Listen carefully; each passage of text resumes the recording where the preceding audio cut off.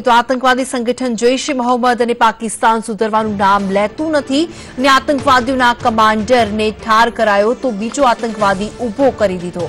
જૈશ એ મોહમ્મદે પોતાનો નવો કમાન્ડર અબુ બકરને બનાવ્યો છે। આઈડી એક્સપર્ટ અબુ બકરને અફઘાન લડાકુઓ સાથે ટ્રેનિંગ કરવામાં આવી હતી। જે રીતે કાશ્મીરમાં ઘૂસણખોરી કરવા માટે પાકિસ્તાન સતત સીઝફાયરનું ઉલ્લંઘન કરી રહ્યું છે અને સૂત્રો પ્રમાણે જે મળતી માહિતી પ્રમાણે જુલાઈ મહિનામાં અબુ બકરે પાકિસ્તાન અધિકૃત કાશ્મીર ખાતેથી ઘૂસણખોરી કરવાનો પ્રયાસ કર્યો હતો। આઈએસઆઈ આતંકીઓને ભરપૂર મદદ કરી રહી છે। આઈએસઆઈ આતંકીઓને હથિયારોનો ખૂબ જ મોટો જથ્થો મોકલ્યો છે। જે રીતે કામરાનના ખાત્મા બાદ કાશ્મીરમાં અબુ બકરને જૈશનો નવો કમાન્ડર બનાવવામાં આવ્યો છે। અફઘાની આતંકીઓ સાથે બકરની ટ્રેનિંગ કરવામાં આવી હતી અને અબુ બકર આઈડી એક્સપર્ટ છે અને આઈએસઆઈ આતંકીઓને હથિયારોનો ખૂબ જ મોટો જથ્થો મોકલ્યો હતો। મહત્વપૂર્ણ બાબત, આઈએસઆઈ આતંકીઓને ભરપૂર મદદ કરી રહી છે અને આઈએસઆઈ આતંકીઓનો ખૂબ જ મોટો જથ્થો મોકલ્યો હતો। કામરાનના ખાત્મા બાદ કાશ્મીરમાં અબુ બકરને નવો જૈશનો કમાન્ડર બનાવવામાં આવ્યો છે। અફઘાની આતંકીઓ સાથે બકરની ટ્રેનિંગ થઈ હતી અને અબુ બકર આઈડી એક્સપર્ટ છે અને જુલાઈમાં પીઓકેથી ભારતમાં ઘૂસવાનો તેને પ્રયાસ કર્યો હતો। ફરી ભારતમાં ઘૂસણખોરીના પ્રયત્નમાં બકર છે। કામરાનના ખાત્મા બાદ કાશ્મીરમાં અબુ બકરને જૈશનો નવો કમાન્ડર બનાવવામાં આવ્યો છે। અફઘાની આતંકીઓની સાથે તેની ટ્રેનિંગ થઈ હતી। અબુ બકર આઈડી એક્સપર્ટ છે।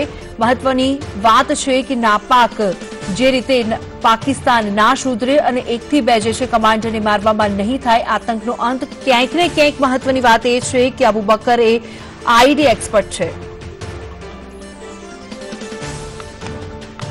તો આ સાથે જ ફોન લાઈન પર ઉપસ્થિત છે રક્ષા વિશેષજ્ઞ જયંતિ આહિર। જયંતિભાઈ, જણાવશો વિગત શું છે પ્રાપ્ત? હેલો જી જયંતિભાઈ, હા, જે રીતે કામરાનના ખાત્મા બાદ કાશ્મીરમાં અબુ બકરને જૈશનો નવો કમાન્ડર બનાવવામાં આવ્યો છે, શું કહેવું છે?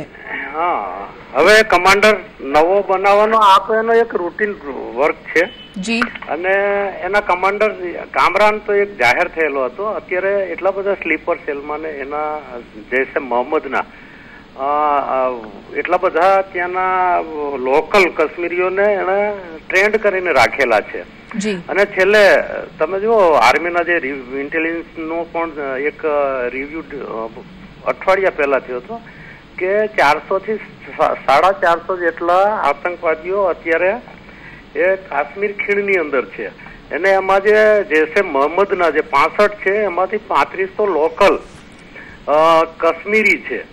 તો હવે આ બધામાંથી એકની જગ્યા વેકેટ થશે તો ઓટોમેટિક એની જગ્યાએ બીજો આવવાનો જ છે। પાકિસ્તાનનો એક ટાર્ગેટ છે, એ લોકોએ એની જગ્યાની જે રિપ્લેસમેન્ટ તરત કરશે જ। એ સાથે પાકિસ્તાન ઇન્ટરનેશનલ ફોરમ ઉપર પણ મોટો પ્રોપોગન્ડા કરી રહ્યો છે। ત્યાં માનવ અધિકાર ભંગના નામે અત્યારે આપણા વિરુદ્ધમાં એટલો બધો વહાપો કરી રહ્યો છે। જી બિલકુલ। સાઉદી અરેબિયા અને પાકિસ્તાન આપણે આજે ભલે એનું એટલું બધું સાઉદી અરેબિયાના પ્રિન્સનું સ્વાગત કરતા હોય, એની પાછળ એટલા બધા એને માન સન્માન આપતા હોઈએ અને ઉમળકાભેર પ્રોટોકોલના વિરુદ્ધમાં આપણા પીએમ એને ત્યાં સ્વાગત કરવા જતા હોય, પણ એ જ પ્રિન્સે એ જે યુએનની જે બ્લેકલિસ્ટ કરવાની જે આતંકવાદીઓ છે અને જે મસૂર અઝહર ની બ્લેકલિસ્ટ કરવા માટેનો યુએનમાં જે પ્રસ્તાવ ફ્રાન્સ મૂકવાનું છે એ નીતિનો વિરોધ કરવાનું એણે ત્યાં ડિક્લેર કર્યું ત્યાં ઇસ્લામાબાદમાં। એટલે આ બધા મુદ્દાઓ જોઈએ તો પાકિસ્તાન પણ એ આતંકવાદને પનાહ આપવા સાથે સાથે એ રાજકીય ગતિવિધિ એને તેજ કરી દીધી છે। ભારતને ઘેરવાની પણ એણે એ કરી દીધી છે અને આ બધાની પાછળ ઇમરાનનું લોકલ ગ્રાઉન્ડ જે લોકલ જેમ ત્યાં પાકિસ્તાનની અંદર ઇમરાન વિરુદ્ધ એટલો બધો અત્યારે વહાપો છે।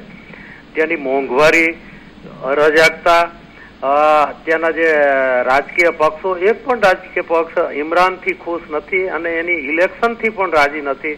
ત્યાં એક ફેબ્રિકેટેડ ઇલેક્શન થયું છે અને એમાં ઇમરાનને ઇલેક્ટેડ કરવામાં આવ્યો છે। આ લોકોનો ત્યાંનો જે રોષ છે એને ડાયવર્ટ કરવા માટે થઈને આ પાકિસ્તાનની ચાલ છે અને એ ચાલની અંદર ત્યાંના લોકોને ડાયવર્ટ કરી દીધા છે। ત્યાંના લોકલ જે ઇસ્યુ હતા મોંઘવારીના અને જે રાજકીય અને આતંકવાદ ને એ ઇસ્યુને ડાયવર્ટ કરવા માટે આપણને ઘેરી લીધા છે પોલિટિકલ રીતે, અને પુલવાનો એટેક કરી અને તે પોતે અત્યારે જે ડિફેન્સમાં હતો એની જગ્યાએ એટેક મોડમાં આવી ગયા છે, અને એ મોડમાં આપણે ક્યાંક ને ક્યાંક થાપ ખાતા હોય એવું લાગે છે. અત્યારે એક સરસ એવો મોકો છે કાશ્મીરને ટેકલ કરવા માટેનો. 370-35 જો આજે સુબ્રમણ્યમ સ્વામી પણ એવું કહેતા હોય કે આના માટે એક રાષ્ટ્રપતિએ નોટિફિકેશન બહાર પાડી અને 370 કેન્સલ કરી દેવી જોઈએ. ભારતના રાષ્ટ્રપતિ સર્વસત્તાધીન છે, એને કોઈને પૂછવાની જરૂર નથી. કોઈ પણ વિદેશને કે યુએનને કે પોતાના ઘરમાં શું કરવું એ નક્કી કરવાની સત્તા ભારતને પોતાના છે, અને એના માટે આપણે જો પોલિટિકલ વિલનેસ એટલો બધો ધરાવતા ના હોય ને આના માટે આપણે વિદેશોમાં એકબીજાને ભીખ માંગતા હોય, સહાયની ભીખ માંગતા હોય કે એની સિમ્પથી માટે મળતા હોય, તો આપણા જેવા કોઈ કાયર ના કહેવાય. આપણે સક્ષમ છીએ. જી બિલકુલ સર, આભાર આપનો સંદેશ ન્યૂઝ સાથે વાતચીત કરવા માટે.